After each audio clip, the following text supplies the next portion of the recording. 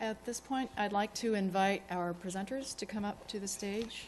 And I'd also like to invite our online audience. If you have any questions, you can please email them to peer_center@berkeley.edu, and that address is up at the top of the screen that you can see. I'd first like to say thank you to all of you for presenting to us today, and ask if there are any questions in the audience.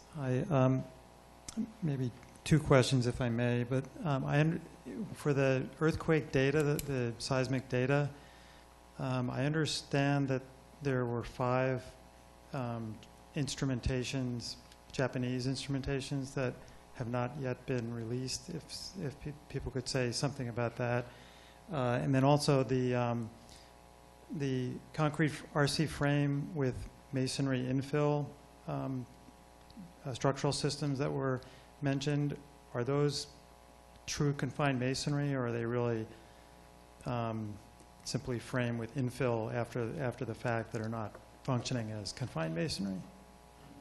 Andre, would you like to, or Yusuf? Sure. Go ahead. So I'll answer the question about the stations. We heard a lot about existence of such data. We do not know where that data is and whether indeed there is data. So we're looking forward to such data being released if it exists.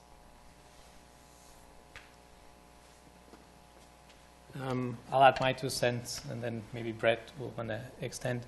It's typically not confined masonry. It is reinforced concrete frame, and then you fill in your infill. Sometimes they do use the infill as the support and as formwork, if you'd like, as the base for your beam. And in that sense, in terms of load transfer, there is some gravity load that would be transferred to the infill, but typically they add in the infill. Yeah, I'd concur. That was our observation as well. And the infill that we saw has a couple of different forms. The typical one in the superstructure is brick. So, there's a lot of places around the world where you see hollow clay tile. We did not tend to see that. We saw stone in the lower portions. So there's buildings that are built on a hill, and let's say that the street is here and the downslope is in the back. So on the street side, at grade, you have brick infilled rising up. But if you go around the back and climb down the hill, you'll see stone infill on the backside. And a lot of times that's just loosely infilled, barely infilled, and usually heavily damaged. And there's a lot of cases where that stone infill came out and you're left with a very weak, essentially you've got now a weak story on the bottom, failed, and those buildings are either heavily tilted or have collapsed and have sort of slid down. Any other questions? We have one here. So we thank you for the presentations. I think everyone took a look at it from our professional perspectives. So what was the reaction of the government? I think Courtney mentioned that the army told the people to evacuate. Was that the general way that the government got their message out to people, and was it heard? So I think the government in Nepal is very complex. As you heard people mentioning, I think that both the private sector and the government did seemingly coordinate to get buildings evaluated and tagged. There seemed to be potential redundancy in that process, but in the communities that we spoke with, the Army had come through in a number of cases and made recommendations about buildings and also about landslide risk. So in this particular community that I mentioned, they did tell the people to evacuate, but even when we spoke with local officials, it wasn't clear if that was sort of a suggestion or, clearly people were not following it. But I do think that the government of Nepal is quite complex, and the Army and some of the response in terms of the building tagging represents just one piece. They have been a very integral part of the cluster system and have been coordinating with all sectors. For example, the Ministry of Health coordinates very closely with the health subclusters, and the Ministry of Education coordinates with the education folks and whatnot. I'll add one thing. So I think the building code is an interesting example of this question. And I wanted to, in talking with John Bevington, who was the team member on our team that was focused on that and putting together his presentation, they have had since 1994 a code. It was adopted and by the government, by the national government, and the question is, how far do you have to go? What do you have to do to get people to actually follow it? And so it began to be clearer to us the more we got into it. There's all kinds of shades of getting from this first step of writing a code to getting buy-in from the governing organization, to getting it passed, to actually having it implemented, and then to having people follow it. And so just having someone say there is a national building code of Nepal and it applies to the, all of the urban areas doesn't mean anybody's actually using it necessarily. And so as that many years have passed, there's this whole range of levels of implementation and levels of success. And I, at least coming from here where, where a law is passed and it seems to be more effectively and more quickly implemented, that was eye-opening and interesting. And I think there's a lot of examples of that in different sectors across the country. Add one more thing to that. So I think the government in Nepal is very unique because there's so much outside influence. Again, I mentioned this earlier, this international influence. So before the earthquake, there were a lot of NGOs there doing work. So they were already in place there to help also with the response. And so this kind of coordination through the clusters is something I would say very unique that is in Nepal, because there's just so many people coordinating from the beginning, from pre-event all the way through to the response. So it's not just, how is the government, did they have the right risk communication, or how effective were they, but how effective are they in integrating with all of these other resources and people and organizations that are there. And I think the clusters have helped quite a bit.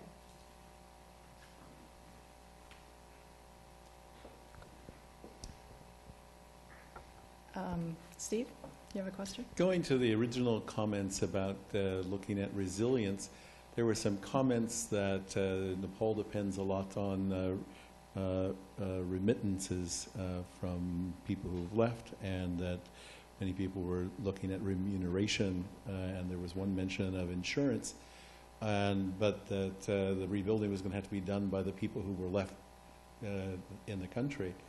Could someone discuss a little bit more about what are the financial capabilities for rebuilding, and what is the process? Are people just restacking blocks of concrete in villages in the same way that they were before, or is there a government process for trying to make things better, more resilient in the future? Thanks for that question. I think, so as I mentioned, there is a plan in place, and there are agencies that are, 30 agencies in fact, that are working with the government sector to put the plan into action. I think, often in Nepal there is a breakdown at that stage where you might have something like a building code, but you don't have the enforcement. So it remains to be seen to what extent that plan will actually evolve. I think that, many people in the villages are not in a position to rebuild very easily or quickly. Often these ancestral homes took decades to build, and a lot of that money did come from remittances, from sons working overseas and sending money back, and you'd have, the first story or the first room, and they would build on like this. Now, I've been back a few times, and I'll be back again in September because of our ongoing research, and what I have seen, and this is what's perplexing to me, is how this will unfold. I've seen, a variety of temporary structures that were put in place because of the monsoon. And some of these temporary structures, I question, are they temporary structures? They're sort of quasi-temporary structures because they're getting more and more elaborate. And it's hard for me to imagine that these are going to be dismantled in the aftermath of the monsoon and then something new rebuilt. So I'm not sure how that's going to happen. And also, as Judy mentioned, a lot of these are community specific with funds from Japan or China or India. So you'll actually see differences even in the temporary structures based on who the external donor is. So it's left me scratching my head a bit, and I think it'll be interesting to watch. Sorry, one thing to add to that. Sure. So I don't know if anyone mentioned it before, but there was a 2-month pause on all construction in Nepal. And so whether or not it will prove to be effective, at least they are thinking that we need to take a step back, and we want to rebuild better, and we want to have a plan for that. And so we need to stop what we're doing for a few months, organize ourselves, and then begin the process again. Now, not everyone followed that plan, but at least that there's some policy in place that's making me think that they're trying to do the right thing. Thank you. This question comes online, and this engineer is from the Kathmandu, Nepal area, working in the geotechnical field in DC, and notes that media has reported that the natural springs, which were dry for years, suddenly came up again. There was a good amount of water flow that was observed. Is this high water table temporary, or should it be considered for design?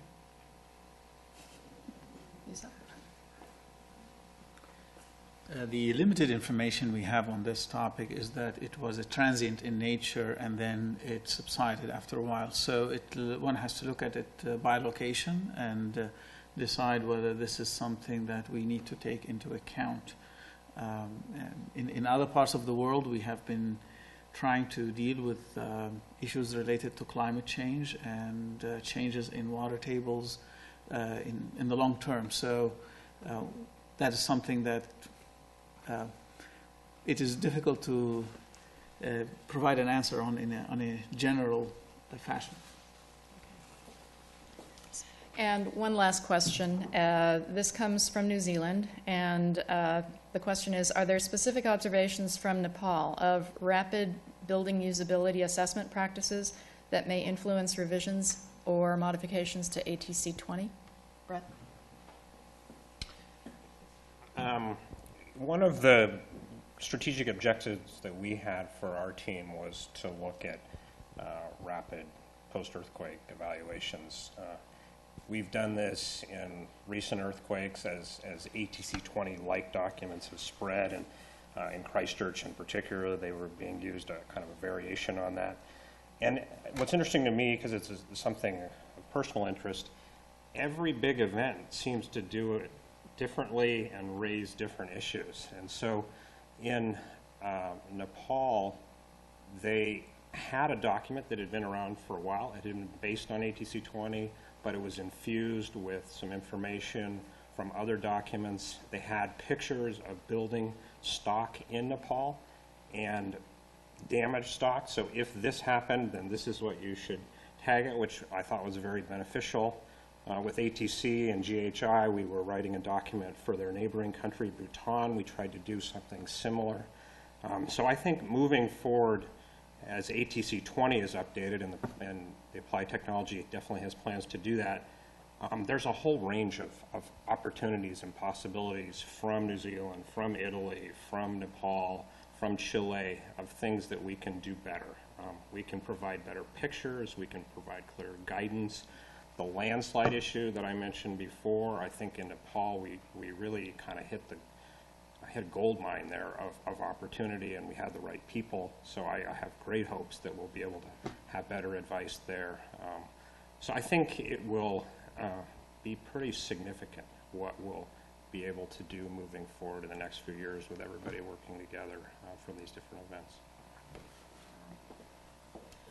With that, I would like to thank all of you here in the audience as well as the online audience. This concludes our briefing. The slide you see in front of you shows some follow-up information. The reconnaissance briefing will be posted up on the Peer website. EERI has mentioned the the Earthquake Clearinghouse, as well as their extensive video collection that they've just posted, and the GEAR report, as well as those updates will also be on the GEAR website. Thank you very much.